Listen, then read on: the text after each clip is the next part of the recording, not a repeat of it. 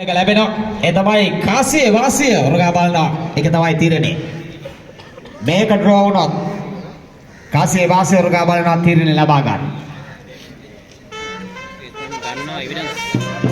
දැන් යාළුවෝ අපි මැලේ ක්‍රීඩාංගන දෙසට මේ AC බෑෂ් මැලේ ක්‍රීඩාංගන දෙසට යාදර වදනේ මෙතන නිපුණ ඒකට ආරම්භ කරනවා ප්‍රසාද් සමග ලකුණු 13ක් අවශ්‍යයි මේ සුපර් ඕවරේ මේ තරගයේ ජයග්‍රහණය කරන්නට අප්ස කැඳවා තිබෙනවා පද්‍යවන්න ප්‍රධාන වේශකාරවරයා පස්කුරුමින් පද්‍යවන්න සූදානම් වන්නේ අස්ප දාදර ක්‍රීඩාලෝලේ මිත්‍රමිත්‍රණි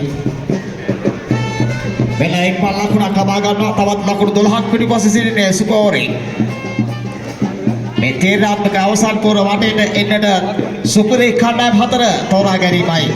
මේ තරගයේ තීරණේ යම් කිසිදකින් මෙයාට සම වුණොත් කාසිය වාසිය ඔරගවල් සිදුවෙන බව විශේෂම සංවිධායක මණ්ඩලයෙන් මතක් කළේ NC ආයතනයේ ආදර කරනාකන්තේ විසින්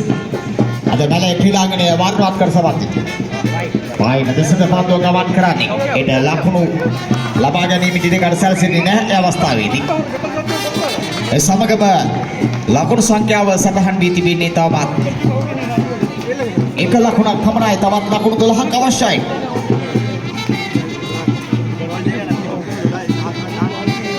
පාදව දෙකකදී ලකුණු 12ක්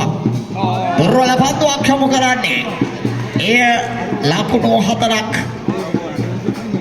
නිබන්ධුවකට ලකුණු 4 ලැබෙන ලකුණු 5ක් මුල් ලකුණු සංඛ්‍යාව එකතු වෙනවා යනවා දැන් ලකුණු 6යි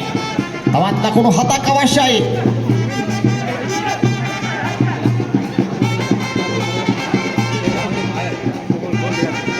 පාන්දු දෙකකදී ලකුණු 7ක් ලබා ගත යුතුයි මේ තරගයේ ජයග්‍රහණය කරන්න